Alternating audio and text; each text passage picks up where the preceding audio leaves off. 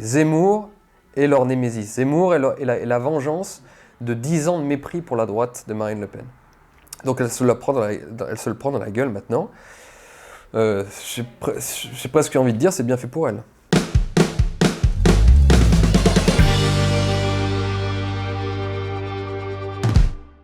Bonjour Julien Rogier. Bonjour. Merci beaucoup d'avoir répondu à mon invitation, c'est un plaisir de vous recevoir. Julien, ça fait près de 2 mois que votre ouvrage coécrit avec Papacito, Veni Vidi Vici a été publié. Est-ce qu'il a rencontré le succès? Oui, plutôt parce que ce qui est assez extraordinaire justement, c'est qu'en passant au-dessus de tous les intermédiaires et en étant hors du système classique de diffusion de livres, parce que nous ne sommes malheureusement pas en librairie, hors les librairies amies, et nous ne sommes même pas sur Amazon, enfin mais on a mis les prix très très haut sur Amazon pour compenser un peu tout ce qu'ils nous prennent, parce que c'est quand même de sacrés voleurs. Donc on a vendu ce livre seulement sur un site internet, c'est-à-dire papacito-rochedi.com, et on en a fait un best-seller, parce qu'en 2 mois on est déjà à 24 000 exemplaires. Donc même je crois un petit peu plus avec les librairies amies à qui on a envoyé les livres. Donc je veux dire, à chaque fois on fait des best-sellers comme ça, parce qu'on s'adresse directement à notre public, et c'est assez drôle de voir d'ailleurs qu'il n'y a aucune recension dans les médias traditionnels et classiques, alors qu'on vend beaucoup plus de livres que la plupart des gens que l'on voit en permanence à la télévision. Donc c'est d'une petite fierté personnelle. Vous vendez plus que certains ministres en tout cas. Plus que certains ministres de façon certaine, plus que beaucoup d'écrivains, que beaucoup d'essayistes. En réalité, on fait partie des écrivains best-sellers, je sais pas comment on appelle ça. Alors bien sûr, on n'est pas au niveau des Zemmour et des gens qui vendent des 300 000, ou Philippe de Villiers qui vendent des 300 000, 400 000, mais ça arrivera, ça arrivera bientôt. Mais non, mais c'est une véritable satisfaction en fait de voir que voilà, on peut en créant un modèle. Alors, je vais employer un mot absolument détestable, mais c'est celui qu'on utilise aujourd'hui dans l'ère macroniste, en employant un modèle disruptif, je sais même pas exactement comment on dit, et on arrive quand même à obtenir des succès, ce qui est très encourageant et motivant pour la suite, parce que ça nous montre, à nous, mais aussi aux autres, qu'on n'est plus obligé de passer par leur système, qu'on peut créer notre propre monde, et avoir beaucoup de succès en fonctionnant comme ça. Ce qui est certain, c'est que Veni Vidi Vici, qui a été sous-titré Menace sur les gauchistes, s'inscrit à mon sens dans la droite tradition française des pamphlets. C'est vrai que Papacito comme vous avez chacun un style différent, mais vous n'avez pas votre langue dans la poche pour décrire les maux de la société. La question que j'aimerais vous poser, c'est pensez-vous que la violence, en tout cas la violence verbale, littéraire, soit efficace et non nécessaire pour faire bouger un petit peu les choses? Je sais pas. Après, là, ce pamphlet se voulait violent. Donc là, c'est sûr qu'avec Papacito, on n'allait pas faire quelque chose à l'eau de rose de toute façon. Quand on a décidé de travailler ensemble avec lui, c'était un petit peu obligé de faire un truc violent et lourd, comme il aime à dire. Ça fait partie du personnage, ça fait partie de ce qu'il exprime. Et j'avais envie de faire cette collaboration pour ça. Et moi, ça m'a obligé aussi à pimenter un petit peu ce que j'écris. En général. Donc oui, la violence est une tradition de droite, de toute façon. Les anti-modernes du 19e siècle étaient connus pour leur virulence, étaient connus pour un style très, très agressif, justement. Donc c'est vrai que finalement, nous sommes dans cette continuité, dans cet héritage de droite, d'auteurs contre-révolutionnaires, anti-modernes, qui méprisent profondément leur temps, dans cette façon d'écrire très violente. Après, on n'écrit pas non plus n'importe quoi, il ne s'agit pas de dire n'importe quoi au prétexte de la violence, mais faire passer des idées avec un style incisif et quelque chose qui effectivement permet peut-être de faire en sorte qu'elle pénètre davantage. Et c'est vrai que pour le coup, c'est réellement subversif parce que, vous en avez fait plusieurs fois le constat, on vit quand même à une époque où la violence est décriée, délégitimée et surtout très réprimée.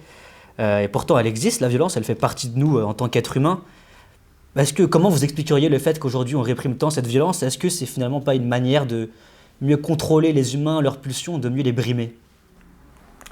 Sur la question du rapport de l'homme à la violence, là pour le coup j'enverrai vers mon premier petit essai sur l'introduction à la philosophie de Nietzsche, puisqu'en fait il y a toute une thèse de Nietzsche qui est très intéressante, qui explique que l'homme en fait est fait pour la cruauté, c'est ce qu'il a formé, c'est un héritage biologique qu'il a récupéré de l'évolution, et que nous sommes faits finalement pour faire souffrir l'autre, pour tuer, que ce soit l'animal ou voire même l'autre être humain. Donc la violence est partie intégrante de nos caractères et de nos psychologies. Et justement, le processus de civilisation est une violence qui se retourne contre soi-même, c'est-à-dire la domestication fait en sorte qu'on ne peut plus exprimer la violence que l'on a naturellement en soi vis-à-vis de la tribu adverse, dans la chasse ou voilà, qu'on ne peut plus tuer. Et donc du coup, on se tue soi-même à petit feu. Et l'existence de la morale, de la culpabilité, du reproche, de la contrition, c'est justement cette incapacité désormais d'exprimer notre violence à l'extérieur, eh bien, on la retourne contre soi. C'est une thèse extrêmement intéressante. Donc effectivement, les Européens, d'une manière générale, les Français, nous sommes sommés de ne plus être violents.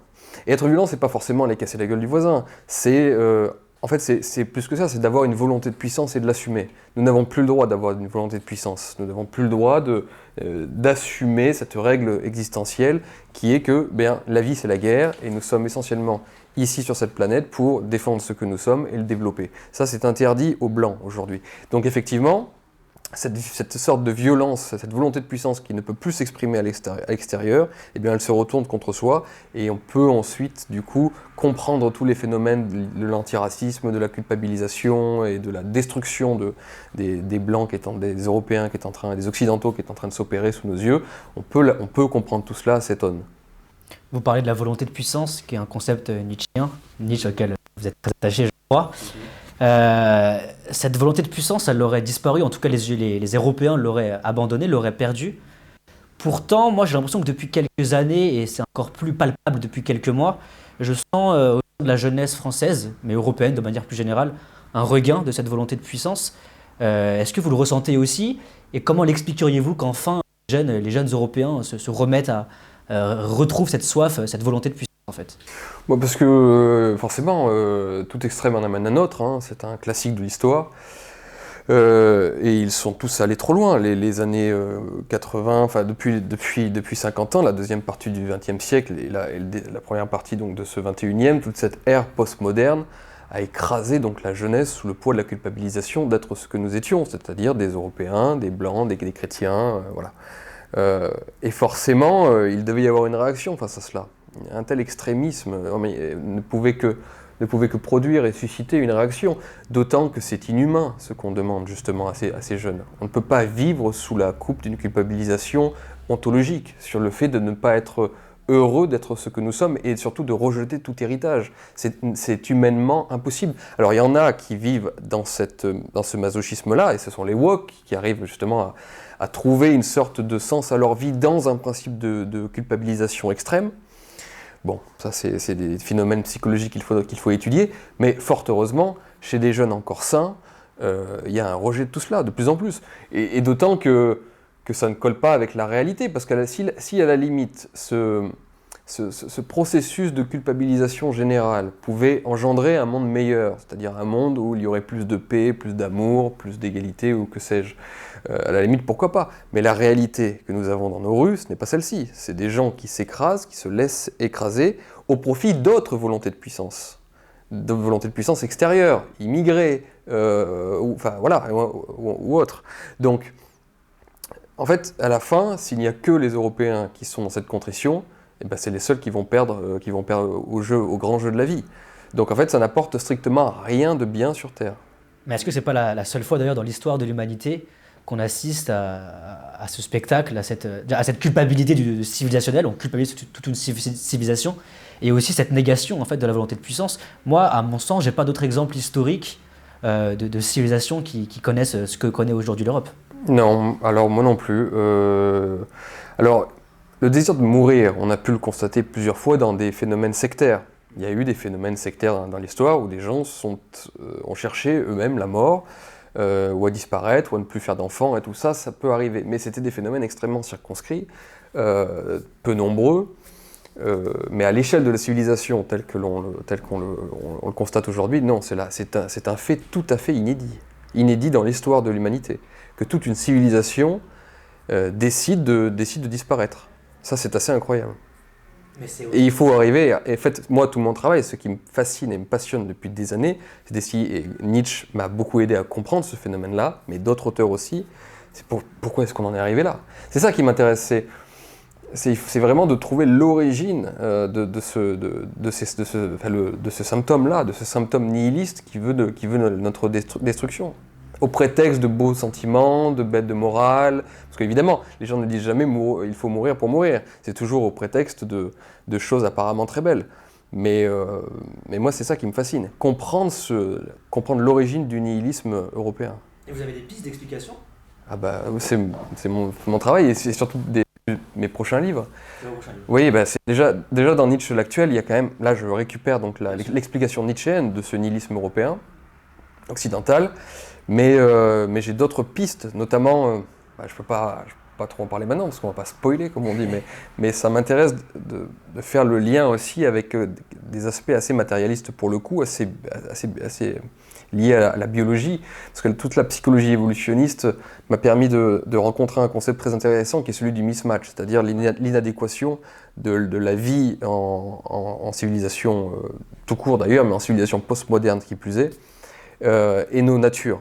Et donc en fait, je redécouvre d'ailleurs même Marx et même un petit peu Rousseau, donc des auteurs de gauche, mais ça c'est un travail que je ferai dans quelques années, parce que le concept d'aliénation m'intéresse de plus en plus, alors qu'il était d'abord chez Hegel, récupéré par Marx, donc chez le premier Marx. Et en fait, justement, l'aliénation de l'être humain, de la nature humaine dans la société postmoderne, pourrait justement être la cause de ce nihilisme que l'être humain produit. Et il y a plein d'autres choses, le fait de se dématérialiser en tant que chair, en tant qu'incarnation, pour se définir toujours comme des choses abstraites, c'est-à-dire des valeurs par exemple. Même la droite tombe dans ce piège quand elle ne veut se définir qu'en termes de valeurs. Nous sommes les valeurs judéo-chrétiennes, ou je ne sais pas. Non, nous ne sommes pas des valeurs, nous sommes des corps. Nous sommes des corps enracinés. Et c'est ça qu'il s'agit de défendre. Parce que si nous ne sommes que des valeurs, nous ne sommes que des ectoplasmes en réalité. Nous n'existons pas, donc nous sommes déjà dans le nihilisme. Donc il y a plein de choses à essayer de comprendre pour essayer de nous en sortir. Mais ce sont des causes vraiment profondes, ce sont des causes vraiment inscrites dans le cœur de notre civilisation, même dans le cœur de nos biologies, c'est ce que j'étais en train de dire. Et c'est pour ça que toutes les explications simplistes qui, pour expliquer la décadence, me font rire aujourd'hui. C'est des trucs de gamin. Moi, quand j'avais 18 ans, effectivement, j'avais envie de penser que la décadence, elle venait d'un petit groupe d'hommes caractérisés, les qui dirige et qui nous pousse. Non, en fait, le phénomène de décadence fondamentale vient de très très loin. Mais vous citez Marx, selon lui, c'est aussi le capitalisme qui est à l'origine de cette décadence et de cette aliénation.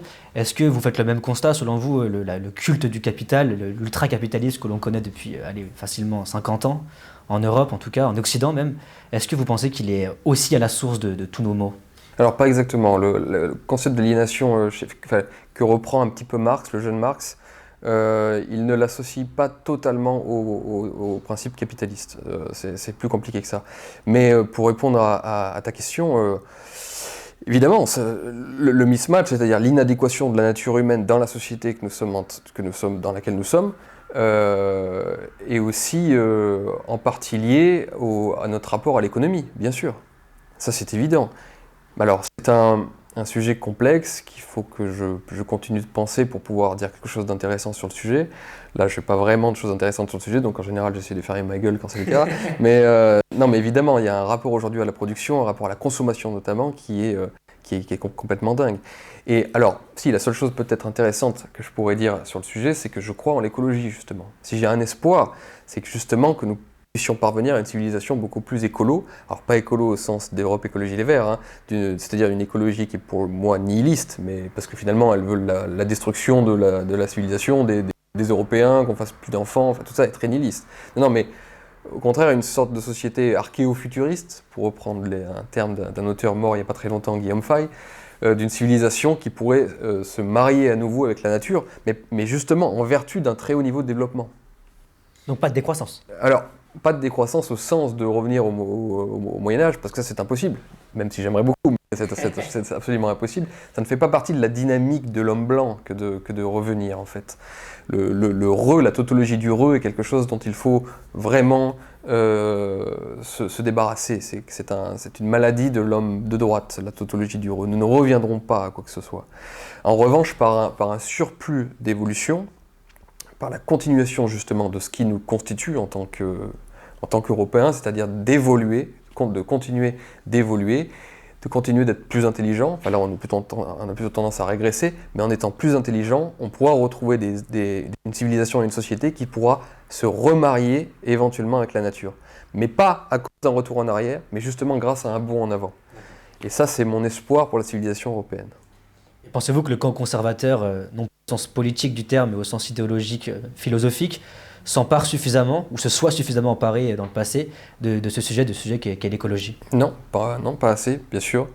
Le camp de droite et conservateur est centré sur la question identitaire, et je ne lui jette pas la pierre, il a raison, parce que c'est quand même c'est un problème extrêmement important que l'identité, parce qu'en fait, on ne pourra obtenir cette super civilisation, je ne sais pas comment on pourrait l'appeler, justement, qui se reconnecterait à la nature, que si nous parvenons à rester nous-mêmes.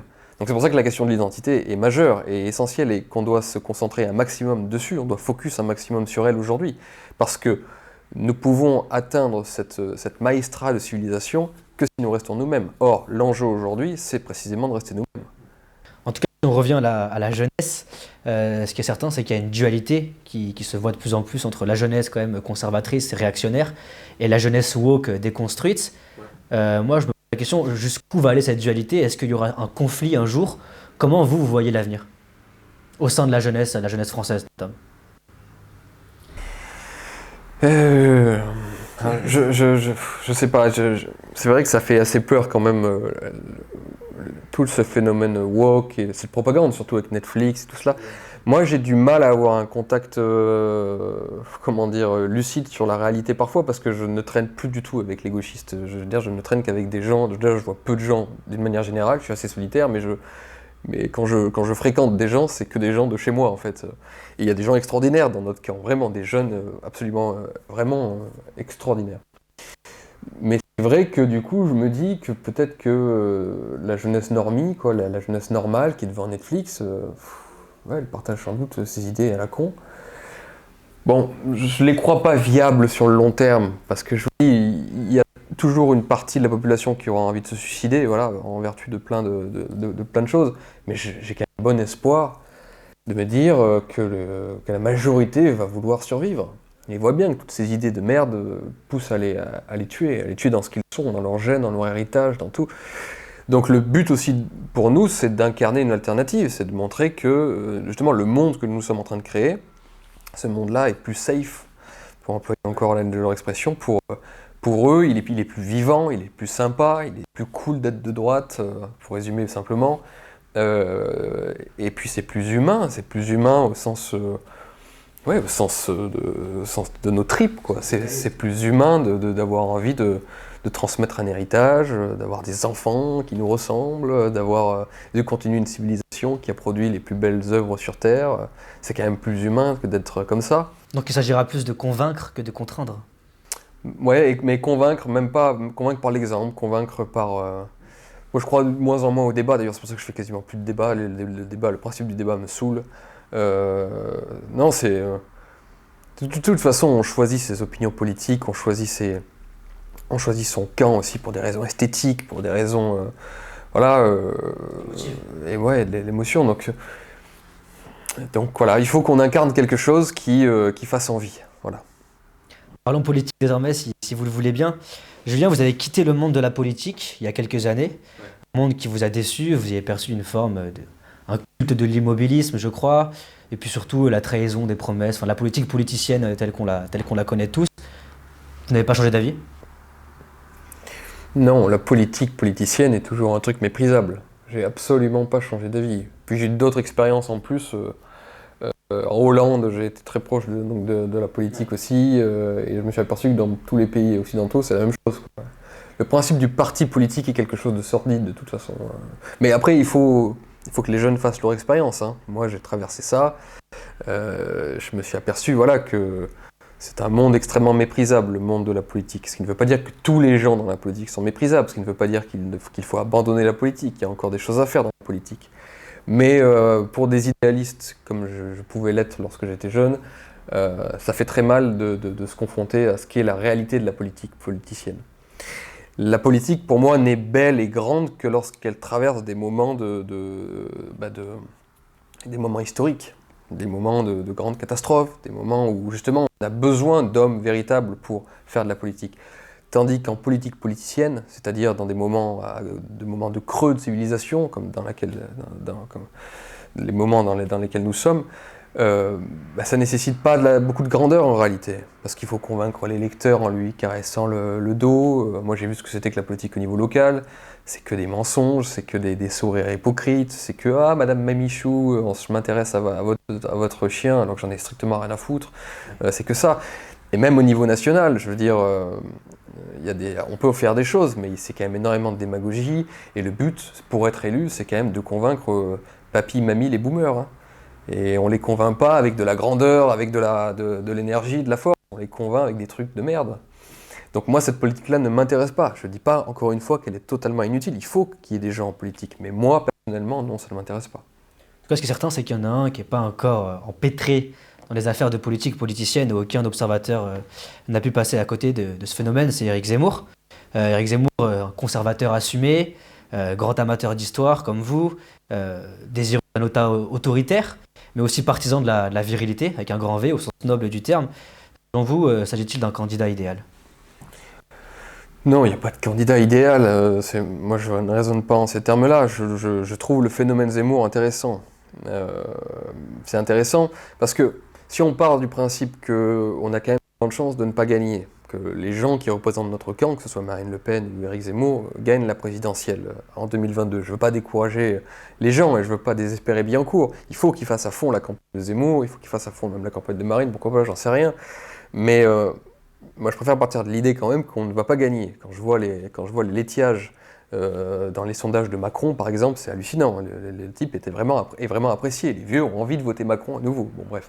Donc il a quand même de fortes chances d'être élu président.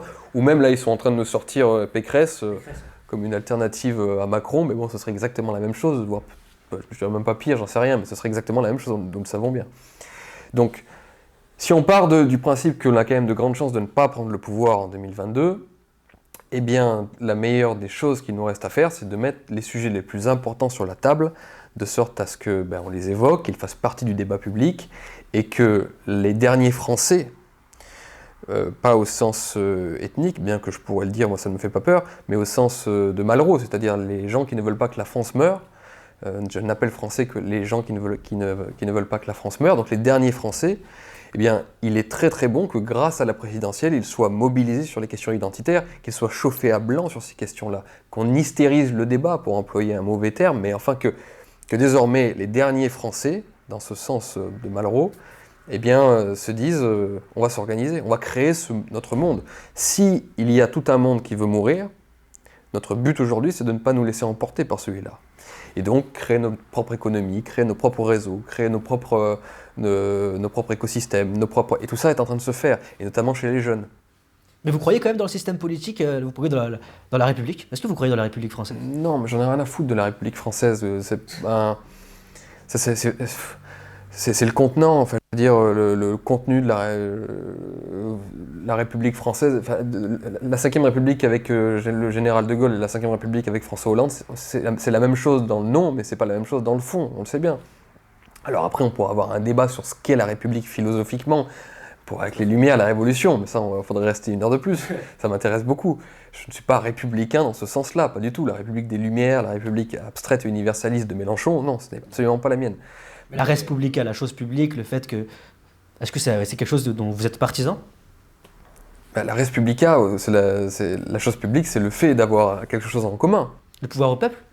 Non mais le problème de la politique, c'est le problème de la loyauté vis-à-vis de la politique, vis-à-vis de l'État, vis-à-vis de la République. C'est-à-dire c'est la question de la loyauté. Pourquoi être loyal vis-à-vis d'un État, vis-à-vis de la chose commune, justement ? Pourquoi accepter une chose commune ? Parce que, justement, nous avons une identité commune, ou des intérêts en commun, en tant que peuple. Or, aujourd'hui, justement, nous avons disloqué totalement le peuple français, de sorte à ce que la question de la loyauté vis-à-vis de l'État, vis-à-vis de cette République, se pose.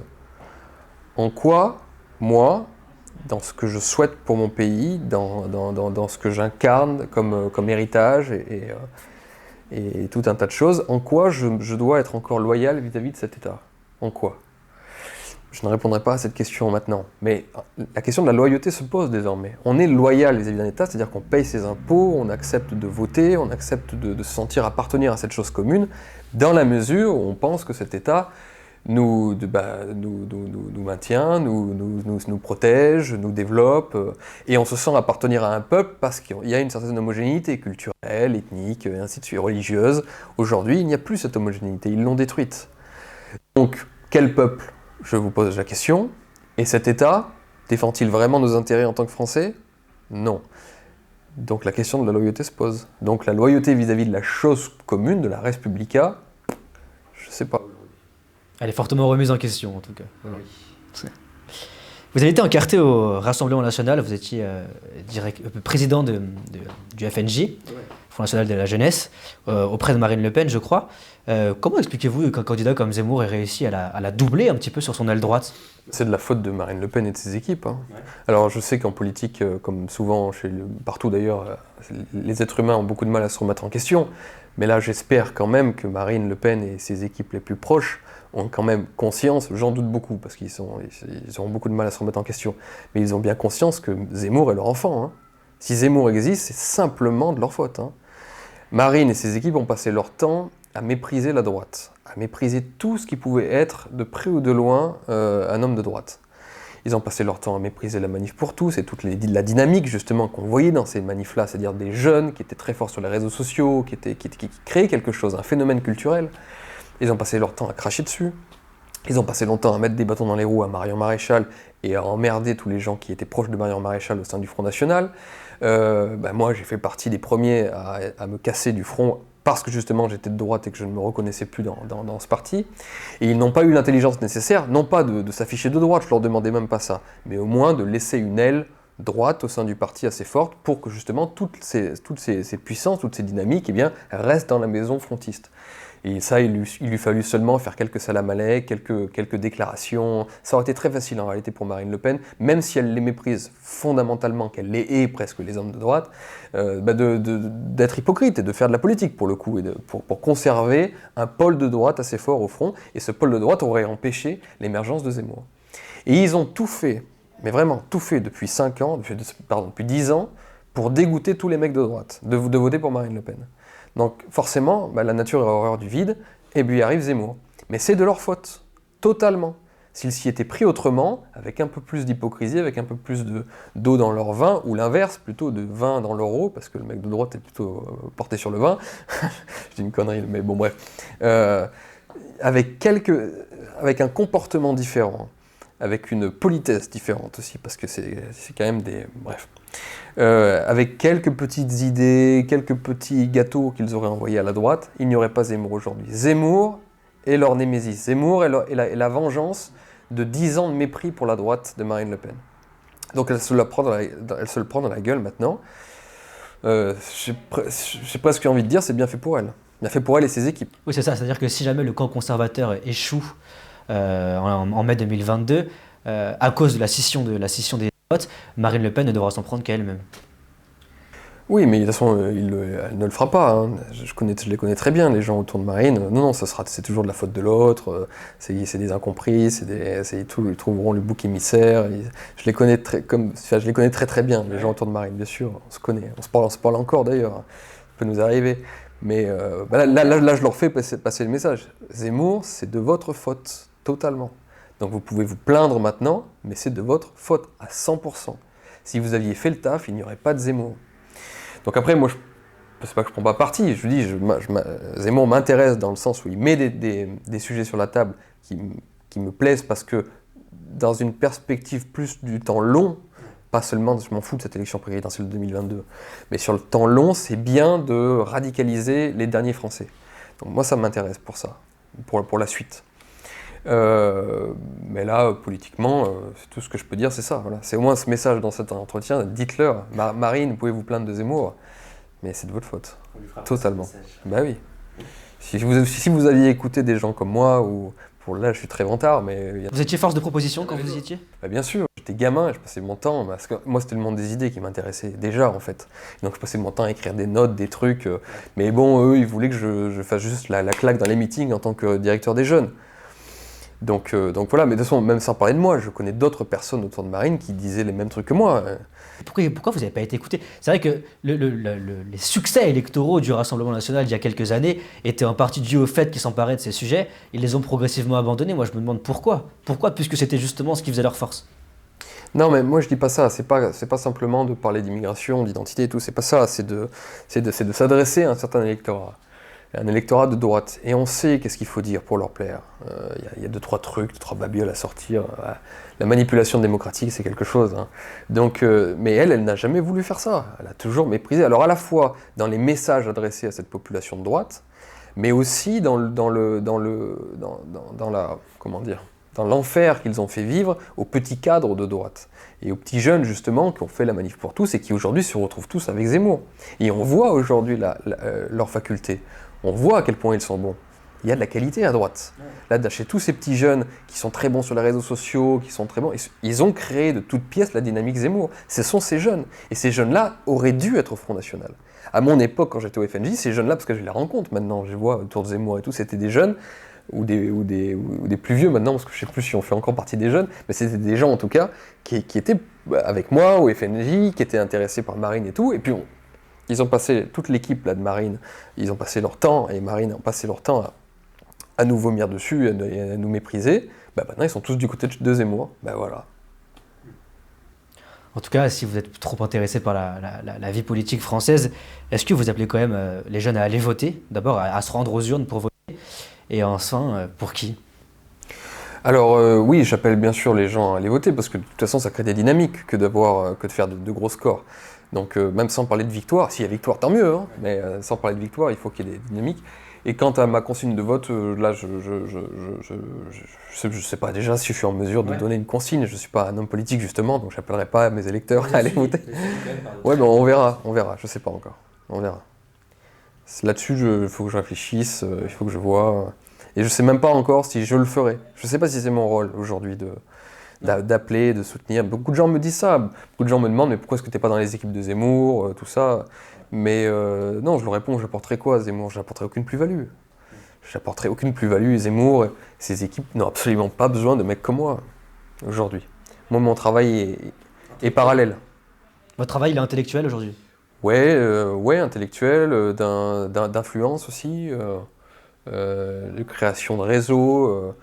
C'est faire de l'infrapolitique, de la métapolitique et de l'infrapolitique. Voilà, je laisse la politique aux politiciens et je suis dans l'infra et la méta. C'est ça qui m'intéresse. Et je pense que pour l'avenir, c'est au moins aussi important que de nous concentrer vachement sur la méta et l'infra. Rien à voir, Julien, mais je crois que vous passez pas mal de temps en Italie. Est-ce qu'en Italie, ça se passe mieux qu'en France? Que ce soit au niveau de l'insécurité ou au niveau de la politique locale? Alors moi je vis 6 mois en France, 6 mois en Italie, je partage mon temps. Ça fait pas depuis longtemps, hein, ça fait depuis 7 mois que je vis à Rome, donc à moitié de mon temps. Oui, c'est très très agréable d'être à Rome évidemment, parce que c'est la ville éternelle. Je ne vais pas y rester toute ma vie, mais y vivre 1 an ou 2, c'est quand même sympa dans une vie. Et oui, de ce que je vois, c'est quand même l'immigration. En tout cas, à Rome, je sais qu'il y a certaines villes qui sont beaucoup plus touchées, mais à Rome, c'est 100% italien. C'est touristes et italiens. Ah oui, il n'y a aucun problème d'insécurité. Une fille peut rentrer à 6h du matin en mini-jupe à Rome, elle risque de se faire draguer peut-être par un rital, mais ce sera de la drague gentille et elle risquera absolument rien. Ah non. Alors qu'elle peut plus le faire à Paris aujourd'hui. Non, à Rome, c'est totalement tranquille. Alors je sais que certains quartiers autour de Milan, à Naples et tout, c'est malheureusement pas possible, donc il y a des coins qui craignent en Italie, mais c'est beaucoup plus préservé que la France en termes d'immigration. Alors ils ont d'autres problèmes, hein, notamment un problème démographique. Les Italiens ne font plus assez d'enfants, ça c'est tragique. Mais ça nous permet de revenir très brièvement aux problématiques qu'on a abordées en début d'entretien. Est-ce que les Italiens, eux, ont conservé leur volonté de puissance? Alors je ne sais pas si c'est les Italiens, non, ils ont perdu leur volonté de puissance au niveau national depuis assez longtemps. Hein. La dernière fois c'était sous le fascisme finalement. Hein. Et finalement c'était une construction. On voit quand on lit l'histoire du fascisme et la biographie de Mussolini, on voit que ils essayaient d'implanter ça dans le cœur italien, c'est une volonté de puissance nationale, mais en réalité l'italien n'est plus fait pour ça. Je pense qu'il a tellement donné sous la Rome antique que c'est bon. Voilà. Non, aujourd'hui, Non, alors il y a beaucoup moins de sens de culpabilité chez l'italien, hein. En règle générale, ils ne sont pas coupables d'être blancs et italiens. Non, c'est vraiment plus dans les pays du Nord et la France, malheureusement. Non, les problèmes démographiques en Italie sont liés à d'autres choses. C'est moins lié à la culpabilité d'être blanc. Beaucoup à l'économie, ouais, qui va très mal. Non, il y a d'autres éléments d'explication en Italie. Mais c'est beaucoup plus... Honnêtement, moi, à Rome, c'est une ville de droite, hein. Je prends un exemple tout bête, mais quand j'ai cherché un appartement à Rome au mois de février, la première agence immobilière à laquelle j'ai envoyé mon dossier, j'ai reçu un coup de fil du type qui parlait français, donc en italien, hein. Mais Monsieur Rochedi, j'ai tapé votre nom sur Google, je voulais vous dire, je suis d'accord avec vous, vos idées. Et il a mis mon dossier en haut de la pile. Là, c'est génial. Ouais. À Paris, je suis limite obligé de rayer mon nom si je veux trouver un appartement. Alors que là, direct à Rome, donc ça c'est plutôt sympa. Enfin, Julien, j'ai une question moi, qui me tiraille personnellement, mais je pense qu'il tiraille beaucoup de jeunes. Quand on a 18, 20, 22, 25 ans, même dans le camp de droite, on entend beaucoup de la part des anciens, la bataille est perdue, ça sert à rien, beaucoup de résignation en fait. Est-ce que vous pensez que l'espoir subsiste et qu'un jour, on retournera à un modèle de société plus sain et conservateur dans le sens le plus noble du terme? Non, moi je dirais jamais, jamais, jamais tout est perdu. Non, ça jamais. Non, on créera notre propre monde. C'est-à-dire qu'on créera des sanctuaires, des endroits en France où on pourra vivre, je l'espère, comme on le souhaite. Après, ce dont il faut faire le deuil, c'est la France des années 60. Ça c'est clair. La France des années 60, c'est-à-dire de Lille jusqu'à Marseille, totalement homogène, sympa, non, celle-ci, on ne la retrouvera pas avant des années, des années, des années, des années. En revanche, ce qu'on peut faire, c'est préserver certains endroits, essayer de nous communautariser, essayer de faire en sorte que la civilisation européenne survive dans quelques coins, en Europe et en France. Donc oui, non mais la vie est une guerre, la vie est un combat, on va avoir des années difficiles à traverser, sur des générations peut-être, mais alors c'est comme ça, hein. Les Espagnols, ils ont été sous la domination musulmane pendant 700 ans, hein. Et au final, ils sont arrivés à s'en sortir, ils sont arrivés à faire la Reconquista, donc... non, il faut bon pied, bon oeil, et être prêt, et toujours, tous les matins, être prêt à la guerre, quoi. Et pas la guerre, je dis ça, pas à la guerre, mais la guerre, la vie est une guerre, la guerre existentielle. La guerre du quotidien. La guerre du quotidien. On peut, c'est une réflexion que j'ai très très souvent citée, mais dans les réprouvés, il y a, donc d'Ernst von Salomon, donc ce sont les Freikorps, c'est des jeunes Allemands qui sont partis d'eux-mêmes se battre contre les communistes à la fin de la Première Guerre mondiale, sans ordre de l'État, sans rien, et c'est eux-mêmes qui ont décidé de se rassembler et aller combattre les communistes qui étaient en train d'envahir l'Allemagne de l'Est, et puis aussi en Pologne. Et puis ils se battent, et beaucoup d'entre eux meurent. Et à un moment, il y a une scène qui est racontée, ils sont autour du feu, et ils sont tous déprimés, parce qu'il y a eu des jeunes qui sont morts, et ils se disent, mais on est mort pour rien, parce qu'on n'est même pas soutenu par la patrie, en fait. On n'est même pas soutenu par l'État. Parce que l'État ne les paye pas pour défendre les frontières. L'État a laissé les communistes entrer à l'Est. Et donc, il y a cette discussion, et puis à un moment, donc il y a un jeune qui est déprimé totalement, et qui dit, mais à quoi ça sert? Où est la patrie? Elle nous a abandonnés, puisque on est là, on meurt pour elle, alors qu'elle ne nous défend pas. Et puis il y a un vétéran plus vieux qui lui dit « Mais la patrie c'est toi, mon garçon. La patrie c'est toi, la patrie elle est en toi. Ne l'attends pas de l'État, ne l'attends pas de tout ça, la patrie est en toi. Et tant que toi tu vis, la patrie existe. » Donc en fait c'est ça, nous sommes des petites France, chacun d'entre nous. Et si nous faisons des familles, si nous faisons des communautés, nous continuerons la France. Donc c'est ça qu'il faut se dire, nous sommes des petites France, la France c'est nous. L'espoir c'est nous. C'est nous, et nous sommes cette part d'identité que nous voulons protéger. Donc c'est pour ça qu'il faut faire attention à nous, et puis nous développer. Sur ces mots d'espérance, merci beaucoup Julien. Merci. Je rappelle à nos lecteurs d'aller acheter Veni Vidi Vici, le livre de Julien Rochedi et de Papacito, excellent, je l'ai moi-même lu, j'ai beaucoup ri. Merci beaucoup. C'est fait pour ça. Au revoir.